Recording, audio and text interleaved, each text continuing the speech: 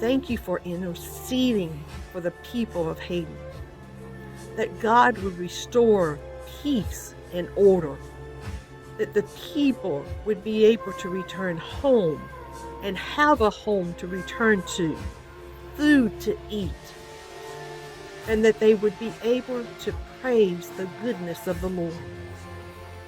Please share this with everyone you know who prays so that we can have the whole world praying for Haiti. And may the Lord bless you as your hearts and your prayers turn towards Haiti and the restoration of this nation.